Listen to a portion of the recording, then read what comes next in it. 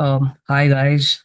So we're previewing the MCG test. India is going into the series 1-all, and I think before the series had anybody sort of asked India if they'd be okay going into the Melbourne test with the series 1-all. Obviously, we would have taken it without batting an eyelid.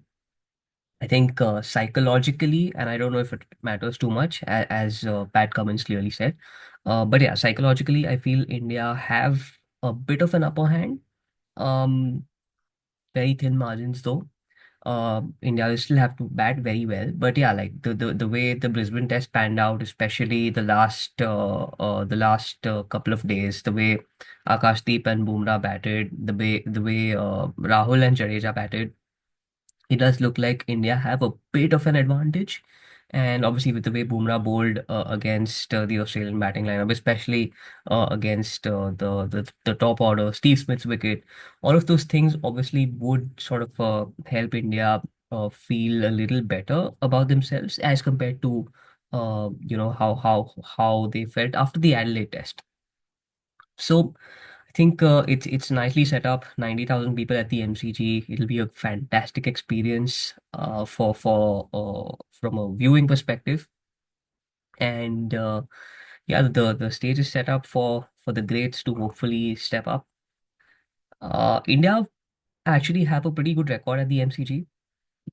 If you remember, in 2014, Kohli I think got a 169, and we drew that test match. 2018 again was a great game. I think Bumrah picked up a fifer. We won that. 2020 again, Ajinkya Rahane. How can you forget that knock? It was a series defining knock, and one of the most important ones by a captain, by an Indian captain overseas. So we have a pretty good record at the MCG, but having said that, probabilities might come into play, and having not lost a test match for almost 10 years at the MCG now, maybe India sort of destined for a loss. I don't know. I mean, I'm just being pessimistic, but we'll see what happens. We do have a good record, which will obviously help lift the mood in the Indian camp quite a bit. The pitch obviously is we've been reading, the curator has been saying that it's a green bouncy track, and after 2018-19, after 2017, I think, when the drop-in wicket at the MCG was replaced, it was modified or whatever. Uh, Bowling averages at the MCG across games have dropped by 15 runs from an average of 41. Bowling averages have dropped to about 26, which is something the likes of Bumrah, Boland, Cummins would obviously relish. But it again sort of makes our batting, makes the Indian and even the Australian batting worry a little bit. I think the recent sort of results, I mean, I'm thinking 2018-19 and 2021 as well. We haven't seen big scores by the batters. I mean, obviously, last year when Australia played Pakistan, there were some big scores at the MCG. So you never know what exactly can happen, but it looks like it'll be challenging for the batters to score runs, considering the inherent weaknesses of both these batting lineups anyway. So yeah, the pitch obviously does look like it'll play a big part. We'll see what happens. I think combination wise, we will likely go in with a similar combination as the Brisbane test. With Jadeja coming in at 7, we would want our 8-9 to be reasonably strong. So I think I expect Nitish Reddy to retain his spot in the 11. Uh, if our Ashwin would have been around, maybe we would have been having a very different conversation. Um, but regardless, I think Nitish Reddy at 8 with hopefully Akashdeep at 9, Bumrah at 10, and Siraj at 11 is what we likely go with. Another point that we need to consider is Rohit's Rohit's position in the order. I'm not sure if Rohit will end up batting at six. There could be Rohit could sort of move himself up the order. Maybe we could see Rohit batting at three with maybe Gill coming down at six or five. We'll have to see, because with Rishabh Pant at five, what see we've seen in the past that he has been at his best, at his absolute best, batting with the tail. When the field is with Rishabh Pant coming in, generally the Australians sort of tend to sort of get a little defensive. So when he's batting with the tail, he plays with a lot more freedom, and that's where he's at his best. We've seen him get hundreds. It's at number six.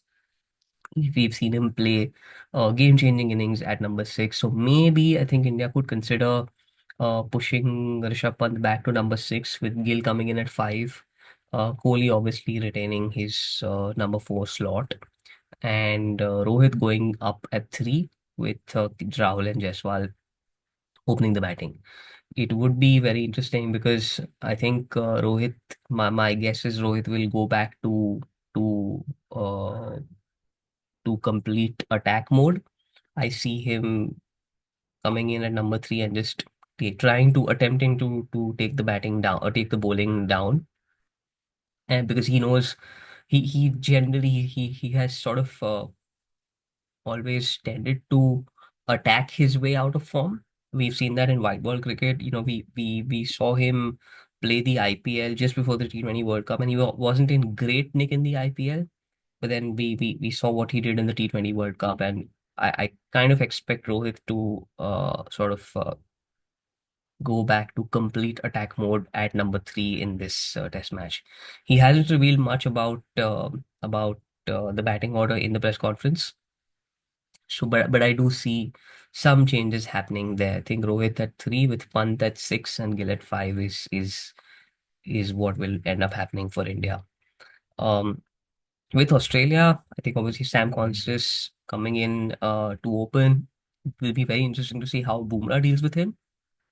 Although, yeah, I mean, as George Bailey, their selector, said they want to throw something different at India, and Sam Constas has done pretty well. He scored 100 in I think the Prime Minister's 11 game, and I think 70, 80 odd in the A game that we played before the test matches began. So Constas does sort of bring in something different. I think uh, McSweeney, Khawaja, both very submissive players and couldn't really stand up to Bumrah. So I won't be surprised uh, if Constas comes up with something with a bit of a breath of fresh air against Bumrah. But I'm sure Bumrah is more than prepared. But what it also goes to show is how much Bumrah is making the Australian camp think, because I don't think the Australians in these many years have really thought about an Indian fast bowler as much as they've been thinking about Bumrah, which is a very good sign. But I mean, I do expect Bumrah to sort of come out on top against any opener that Australia sort of bring in. Having said that, it will be a challenge. Let's see how they go about things. Scott Boland will definitely come in place of Josh Hazelwood, which is a worry for because Boland picked up a 6 for 7 against England in the Ashes, and it's his home ground. He's from Victoria, so it'll be very difficult to face him. There was a video that there were clips surfacing of Kohli practicing uh, the outside off ball, asking Prasidh Krishna and I think I can't remember. Basically, the net bowlers to bowl outside off stump, and he was trying to leave as many balls outside off as possible. I won't be surprised if a phone call to Sachin Tendulkar has been made by Kohli. I won't be surprised Kohli leaving every ball outside off and not cover driving at all, and getting 100. I am backing him to do that, because that's what champions do. you expect. Kohli has a pretty good record at the MCG. He scored a 169. He got an 80 odd in 2018 as well. So I do, and obviously, not in Test cricket, but he did sort of play that once in a lifetime innings against Pakistan in the T20 World Cup as well. So Kohli would obviously back himself to do really well at the MCG, and I mean he did experience some sort of a divine intervention in October 2022 when India played Pakistan in the T20 World Cup. Hopefully that happens again, and we see something very special from Kohli. Uh, in terms of predictions, I would say maybe uh, the top run getter for India, I think, in this match will be Virat Kohli. I would say I'm also backing Rohit Sharma to get at least a 50 in this game. Top wicket taker, I think Akashdeep will come really good here. I'm expecting him to take the most number of wickets for India. Because I think the Australians will try and contain Bumrah as much as possible. Will try and play him out, and in the process, the beneficiary will probably be Akashdeep. Siraj, I think, will continue to be a good supporting act. From Australia's point of view, I think Khawaja is due a big score, and I expect him to get at least a 50 this Test match. In terms of wickets, I think Scott Boland will be their top wicket taker. Probably no doubt about that. And I think I expect an India win. I hope we see an India win. But yeah, I think the way the series is set up, the frame of mind the Indian players are in, while Australia have been the more dominating team in the last two Test matches, I don't think India are sort of. I think they will step up. I expect Rohit Sharma to to be very uh tactical, to be sort of on point with tactics in the game, because he knows that his captaincy also is under pressure, and I think he is extremely self-aware.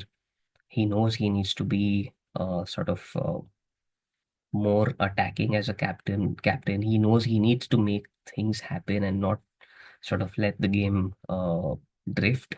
Another thing we need to actually also see is what happens to Travis Head, because their coach Andrew McNaughton did mention uh, some concerns with Travis Head's squad. So we'll have to see how they go about with him as well. Even if he's part of the 11, I'm not sure if he'll be fully fit, whether his quad strain will play on his mind.